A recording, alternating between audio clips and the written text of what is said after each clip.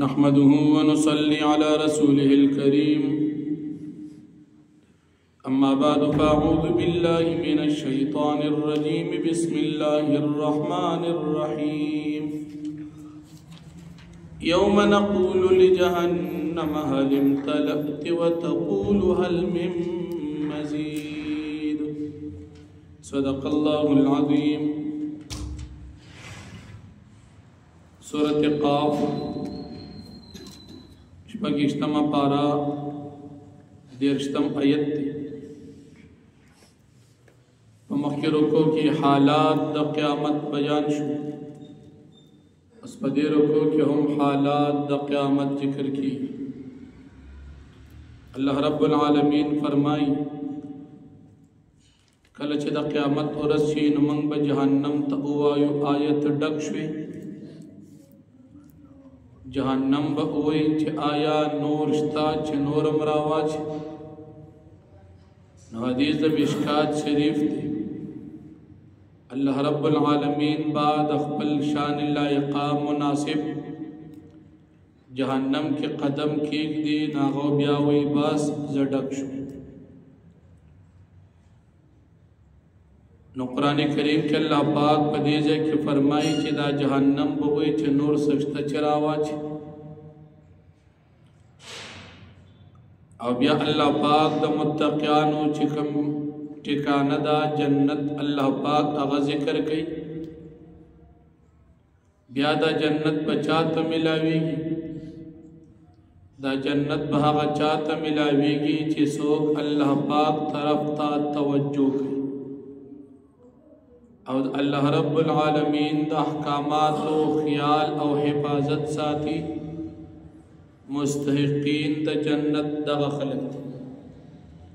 او هغه خلق دي چې د الله پاک نه یریدلی دي، اگر چې الله پاک دوی لیدلی نه دي. او مستحقین د جنت هغه خلق دي چې هغوی په داسې زړه باندې الله پاک سره ملاقات وکړي چې هغه زړه الله پاک طرف ته توجه کوي. دې متقیانو تبا الله پاک په قیامت کې او فرمایي تاسو دې جنت ته داخل شئ په سلامتیا سره، اطمینان آرام سره داخل شئ. او دې جنتیانو متقیانو تبا فرشتي سلامونه کوي او دوی ته ویلی شي چې دا ځای ستاسو د همیشه دپاره دی.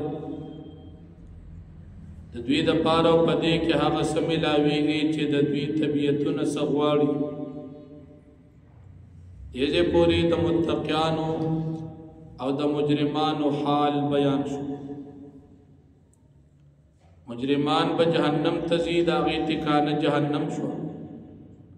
او متقیان او نیکان خلق دا به جنت ته ځي، د دوی ټکانه جنت شو. بیا الله پاک نبی کریم صلی الله علیه وسلم ته تسلی ورکړي چې د مکې دا مشرکان ستا مخالفت او دشمنی کوي. د دین وړاندې ډېر زورور خلق مونږ هلاک کړي دي.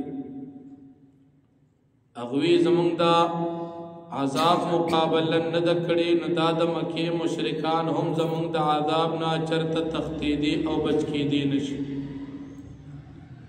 بیا صداقت د قرآن کریم الله پاک ذکر کوي چې ته دا قرآن کریم خلکو ته بیانې. دا قرآن کریم یقینا د نصیحت کتاب دی، لیکن هغه چا د پاره دی چې د هغه عقل وي او هغه چا د پاره دی چې هغه خبرې ته غوږ دی او هغه چا د پاره دی چې د هغه زړه په مجلس کې حاضر وي. قرآن کریم کے اللہ پاک کافران مبارک کے فرمائی سمم بکمن عمیون فهم لا یرجعون. رانددی کاندی گنگیان کافران سترگو لحاظ سر ٹک دی، ظاہری نظر کار کئی، وگنے سمدی اوریدل کار کئی، جب سمدی خبری کولیش. اللہ پاک بدیجے کے فرمائی کہ دا قرآن کریم کو نصیحت تے خدا غا چا دا پارا چاگا کی عقل بھی کافر کې خو عقل شته د دنیا تمام ایجادات کې خدا عقل د کار نه دی چې الله پکې نه پیژني یا په دې کې د قلبون معنا خپل زړه ده قرآن کریم د نصیحت کتاب دی هغه چا د پاره چې دا غزړه وي د کافرانو خو نشتا لیکن چې هدایت نه قبلې د زړه د کار نه داړو زړه نه کافران خو سبق ته به وګي خودو ډرامې به کوي الله فرمایي دا اورېدل کار نه ورکړي کدی اورېدو ایمان راوړو عمل ونکړو د دې دا اورېدل دا پشان ته نه اورېدو قرآن کریم کې الله پاک دی کافران تړاند کانو ګونګیان ځکه وایي چې د هدایت نه قبلې دا قرآن کریم د نصیحت کتاب دی خدا غچا د پاره چې هدایت والا خلک وګو تکلیف ایمان به لري عمل به کوي عقل به کوي ایمان اشتا الله منی رسول منی اخرت منی هغه د پاره قرآن نصیحت نو قرآن کریم خود هدایت او د نصیحت کتاب دی خو چې دې ته پیدا نه اخلي دې د پاره پکې او سکشتن لکه څنګه سورې بقره شروع کې راځي هدل للمتقین قرآن کریم د هدایت کتاب د خود متقین د پاره دا خدا تمام عالم انسانیت د پاره د هدایت کتاب خو چې دې ته پیدا نه اخلي د دې د پاره اړو دین قرآن کریم د هدایت دی خود متقین د پاره هغه خلک چې الله نه یریږي هغه د پاره چې د الله نه یریږي هغه د پاره پکې هدایت ګوي چې شتانه ځکه قبلیت یا الله رب العالمین د خپل وحدانیت دلیل ذکر کوي چې زمکه اسمانونه موږ پیدا کړ پښپګ ورځو کې موږ تاسو ته په نظر باندې راځي تاسو مرلوي اسمانونه دي څومره زمکې دي زموږ د نظر وړاندې چې سیدا موږ ته لږ ښکاري ډېر نه ښکاري اوس دا ټول الله پاک پیدا کړی دي پښپګ ورځو کې سره د تمام اشیاء پښپګ ورځ کې دا دومره جهان پیدا کول او بیا الله فرمایي په دې کو رستړی شوی نه نو دا سي زور اور ذات چې د ازمکه اسمانونه پیدا کړی پښپګ ورځ کې بیا هم څوک نه مني دا نه منون کې بیکار بل نبی کریم صلی الله علیه وسلم تبا کافرانو قسم قسم تکلیف ور الله نبی علیہ السلام ته فرمایي ته صبر کوو دای چې سوي بس سوایما تخبل عبادات سره تعلق سات نور راغتون وړاندې عبادت کوو فرض د سحر مونږ کوو کله چې نور پریوزی د نور پریوتون وړاندې عبادت کوو ماسپخین مازیګر د شپې په حصہ کې عبادت کوو ماقام ما سلطان مو چې کله نور پریوزی شپه شروع شي دغه ټیم مونږ نو 15 ټیم مونږ فرض کوو او چې کله د شپې په نور اوقات کې هم عبادت کوو چې تهجد دی او نوافل او بیا چې کله قیامت ورسي اسرافیل علیہ السلام دې مشپېلې وې دغه ورځ به دا خلک پیشي چې دا قیامت حق دی او دا د الله طرف نه وعده بیا به دې پیشي چې د ژوند کولو د مړ کولو اختیار موږ سره اوس خو کافران نه پي د دنیا په خرمسته کې لیکن په دغه ورځ باندې الله پاک فرمایي د دوی دوباره د قبرونو نه را ایستل دا مونږ ته سګران نه دي دا مونږ ته ډېر اسان او بل نبی کریم صلی الله علیه وسلم تعالی پاک فرمایي چې دا د مکی مشرکان سوي مونږه به پیګو چې دي سوي نبی علیہ السلام بیا د به کولی مونږ ته پته چې دي سوي کدی تر دین دعوت ورکین و ما انت علیهم بجبار ته پدی باندې سپزور خو ایمان نه ورو دعوت ورکې په ایمان وروړو خو ډیر راخد کړه وینل ته په زور نه کی خو بیا هم چې د ایمان نه وروړي اگر چې خپ طبيعت دعوت ورکې د دې بدبختی ته په جبر او ظلم نه دی کړی دی قران کریم باندې ته نصیحت کاوه غچاته چې هغه زما د وعده نه یریږي زما د عذابونو نه یریږي هغه مؤمنان دغه خلق ته نصیحت کوه کافرانو ته دعوت ورکو قبول کړي راخه که قبول یې نه کړي ته پیدا و نه قصل مؤمنانو ته دعوت ورکو نو الله جل شانو فرمایي یوم نقول لجهنم یادک ورچ من بو فرمایو جهنم تحلم تلأتی آیت ڈکشی و تقولو جهنم بوئی حل من مزید آیشتد نور زیادتون کی وَأُزْلِفَتِ الْجَنَّةُ لِلْمُتَّقِينَ غَيْرَ بَعِيدٍ او نزدی بکدیشی جنت متقیان تانبوی لری هذا ما توعدون لكل اواب حفیظ دا جنت حقا نعمت تی چتا سرے وعدہ کولی شوا دا ہر رجوع کون کے اللہ پاک تا او حفاظت کون کی دا احکامات دا اللہ پاک اگچا دا پاک من خشی الرحمن بالغیبی سوک چو یرید الرحمن ذات نا فغیب و باندی وجاء بقلب منیب و دراتگو کو فضل و رجوع کون کے باندی ادخلوها بسلام دی تبوی رکتاز داخل شی دی جنت تب سلامتیا باندی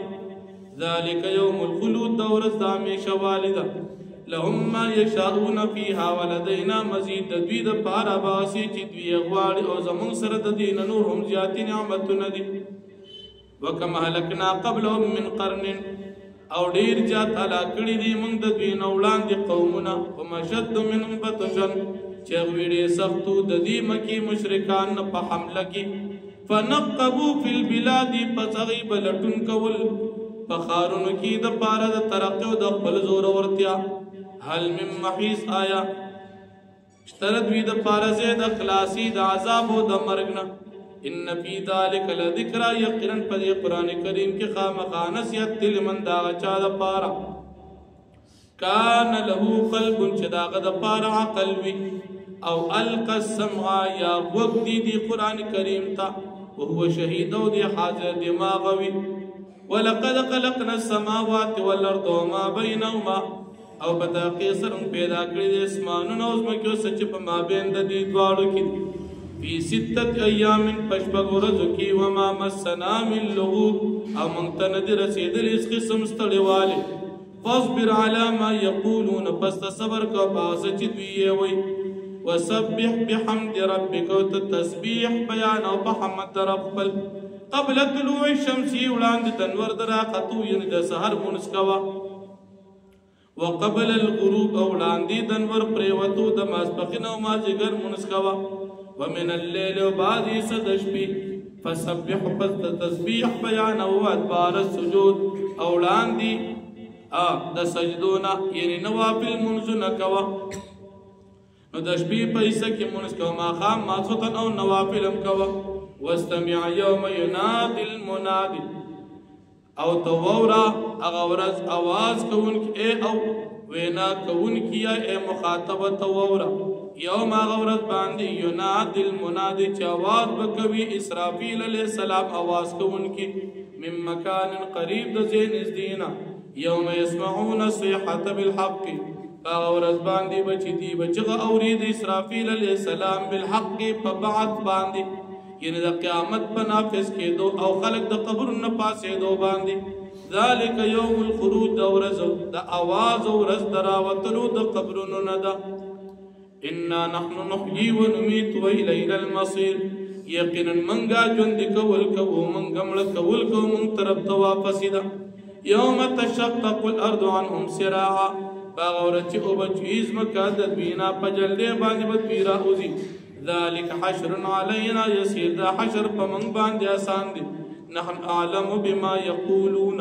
منگ بیگو پاس چدا دا مکی مشرکان یہ ہوئی وما انتا علیہم بجبار او تنیب دی باندی پا زور باندی ایمان روڑون کی فذکر بالقرآن پست نصیحت کو پا قرآن کریم باند منغا چاہتا یخاف وعید چاگ یریگی زما دا وعیدنو دا عذابن چاگ مومنان دی